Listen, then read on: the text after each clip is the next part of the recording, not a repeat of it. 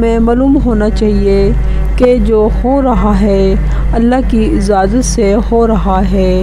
تو پریشان کیوں ہوتے ہو؟ اگر تمہارے ساتھ کوئی غلط کر کے خوش ہے تو کیا ہوا؟ کیا تم نے یہ پڑھا نہیں؟ قرآن پاک میں اللہ تعالیٰ فرماتا ہے کہ بے شک تیرا رب بھولنے والا نہیں۔ تم کیا سمجھتے ہو اللہ تمہیں یوں ہی تنہا چھوڑ دے گا؟ اس نے جب آنکھ سے بہتے ہوئے اشک دیکھے ہیں، تمہاری تکلیف کو محسوس کیا ہے، تو یقین رکھو اور تمہارے ہر دکھ کو راحت میں بدل دے گا، اور اپنے بندوں کو ایسی راہ میں نہیں چھوڑتا۔ وہ اپنے وعدے کا بڑا سچا ہے۔ اللہ کو ایک آنسو 1000 سمندروں سے زیادہ پیارا ہوتا ہے، جو تڑپ کی انتہا کو پہنچ کر تمہاری پلکوں سے بہتا ہوا وہ دیکھتا ہے تمہارے ہر چھپے آنسو کو۔ اب تم خدا کی محبت سے باخبر ہی سہی، درد بھری آواز سے جب تم نے اللہ کو یاد کیا تھا، ان بہتے ہوئے آنسوؤں سے جب تم نے مسکرانا سیکھا تھا، پلکوں کے پیچھے جب تم نے اپنی خواہش کو مارا تھا۔ اللہ کی محبت تو اتنی خاص ہے کہ اگر انسان جائے نماز پر سر جھکا کر بیٹھا رہے، کچھ بھی نہ بولے، تب بھی اللہ کچھ لمحوں بعد ایسا سکون بندے کے دل میں اتار دیتا ہے کہ لگتا ہے جیسے اللہ نے پریشان دل کو یہ سمجھا دیا ہو کہ میرے بندے نا امید نہ ہو، میں سب ٹھیک کر دوں گا۔ تمہارے کن تک لانے کے لیے وہ بس آزمائشوں سے گزارتا ہے۔ دیکھنا اللہ بہت جلد تمہارے لیے ناممکن ذرائع سے مدد بھیجے گا۔ خدا کی تقسیم سے اختلاف رکھنے والوں کا مقدر زوال ہوتا ہے۔ سکون سجدے میں جا کر ہی ملتا ہے، جب دل نڈھال ہوتا ہے۔ جب دل پر اختیار باقی نہ رہے تو نمازیں اکثر لمبی ہو جاتی ہیں۔ جب گیلی آنکھیں آسمان پر ٹکی ہوں اور ذہن خدا کو کہانی سنا رہا ہو، اور جب کن کہتا ہے تو ہم جیسے ٹوٹے پھوٹے دل والوں کا چین، سکون اور اطمینان نصیب ہوتا ہے، پھر اللہ کھوئی ہوئی مسکراہٹ کو واپس لے آتا ہے۔ جب کوئی آزمائش شروع ہوتی ہے تو اس وقت تک ختم نہیں ہوتی جب تک اس سبق کو سیکھا نہ جائے جو اس میں پوشیدہ ہے۔ تکلیف تو واقعہ بہت ہوتی ہے جب اذیت کے آگے دل بے بس ہو جاتا ہے اور ذہن الجھ جاتا ہے کہ جب رسی سخت ہو جائے تو سمجھ جانا کہ ٹوٹنے والی ہے۔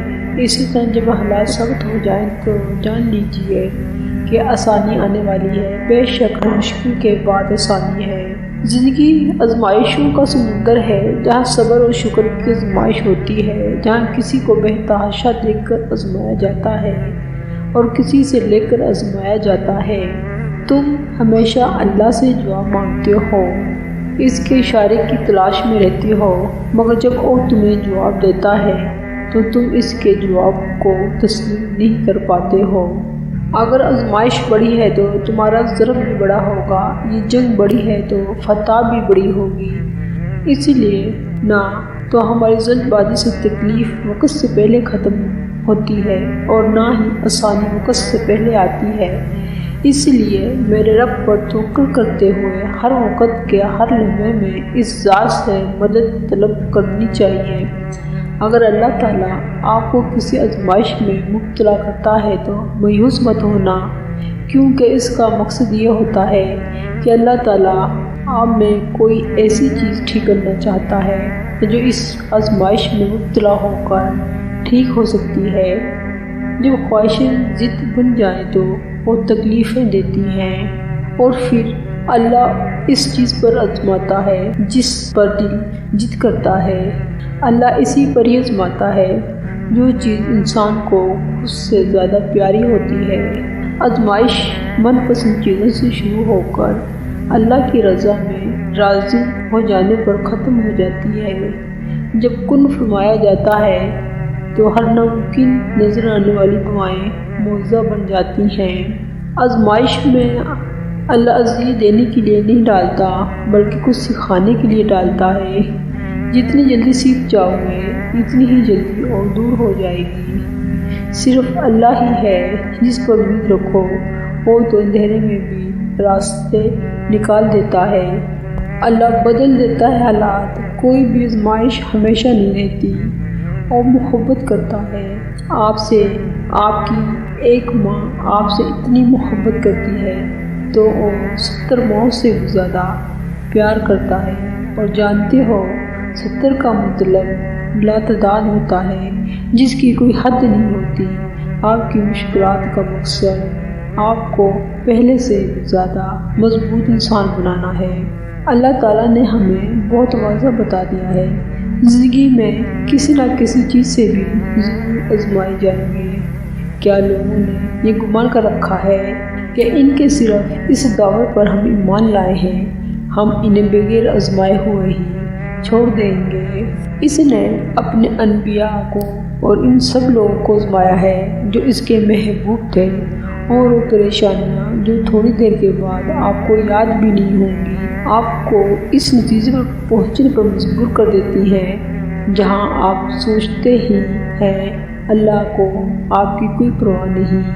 آپ کو لگتا ہے کہ آپ ان مشکلات سے اکیلے گزر رہے ہیں، اور اللہ نہیں دیکھ رہا یہ سب۔ بے شک صبر کرنے والوں کو وجہ تو نہیں، ذرا سی دیر ہونے کا مطلب اللہ کی نہ تو نہیں، تمہاری کہانی ابھی اللہ نے مکمل کی تو نہیں، تمہارے آنسو اللہ دیکھ رہا ہے، تمہارے صبر سے اللہ بے خبر تو نہیں۔ جان جاؤ کہ اللہ کی مدد آنے والی ہے، تمہارا ہی سجدوں میں رونا بے خبر تو نہیں، تمہارا یوں دیر تک ہاتھ پھیلا کر ہتھیلیوں میں آنسو بہانا اللہ سے چھپا تو نہیں، تمہارا یوں دیر تک آسمان کو کھودنا اللہ کی نظر سے دور تو نہیں، تمہارا یوں صبر کی حد پر جا کر خاموش ہو جانا اللہ کے علم سے باہر تو نہیں۔ دیر کا مطلب اللہ کی نہ تو نہیں، دعا اب تک قبول نہیں ہوئی تو رد بھی تو نہیں ہوئی، یقین کی ڈور تم نے تھام رکھی ہے، اللہ تمہارے یقین سے انکاری تو نہیں، جو تمہیں چاہے اب تک ملا تو ابھی تمہارے مقدر سے دور ہوا بھی تو نہیں، کہانیاں تو اللہ ہی پار لگاتا ہے، تمہاری کہانی ابھی اللہ نے مکمل کی تو نہیں، اللہ تمہیں بے بس کر کر اپنے قریب لے آتا ہے، اللہ تمہیں دنیا سے مایوس کر کر اپنے اوپر توکل کرنا سکھاتا ہے، اللہ تمہیں لوگوں کے ہاتھوں توڑ کر خود سے جڑواتا ہے، اللہ حالات سے مجبور ہو کر تمہیں سجدوں تک لے آتا ہے، اللہ آزمائش سے گزر کر تمہیں معجزوں تک لے آتا ہے۔ جب کوئی انسان دکھ، تکلیف، اذیت اور بے بسی کی انتہا کو لے کر اونچی اونچی اس کے سامنے سسکیاں لے کر رو رہا ہوتا ہے تو اللہ پاک اپنے فرشتوں سے فرماتا ہے کہ جاؤ دیکھو میرا بندہ کیوں رو رہا ہے، اسے چپ کراؤ۔ تو فرشتے چپ کروانے کی کوشش کرتے ہیں تو تھک ہار کر اللہ کے پاس جاتے ہیں کہ باری تعالیٰ آپ تو جانتے ہیں کہ کس غرض سے رو رہا ہے۔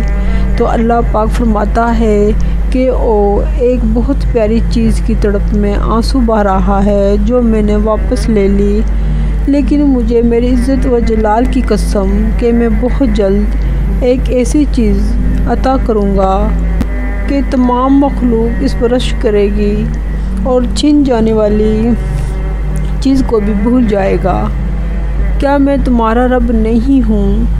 میں نے کہا بے شک آپ ہی ہیں۔ اس پر اللہ نے بڑے لاڈ سے کہا کیا دنیا تمہیں مجھ سے زیادہ دیتی ہے؟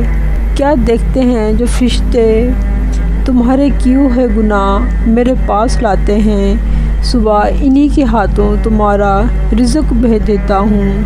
آنسو ہم کسی کو دکھا نہیں سکتے، وہ ہمیں سجدوں تک لے جاتے ہیں، جو خواہشیں ادھوری رہ جاتی ہیں وہی ہمیں دعا تک لے جاتی ہیں، جو راستے ہمیں ویران لگتے ہیں وہی ہمیں معجزوں تک لے جاتے ہیں، جو راتیں ویران لگتی ہیں وہی ہمیں تہجد تک لے جاتی ہیں، جو آزمائش ہمیں توڑ دے۔ آنسو ہم کسی کو دکھا نہیں سکتے، وہ ہمیں سجدوں تک لے جاتے ہیں۔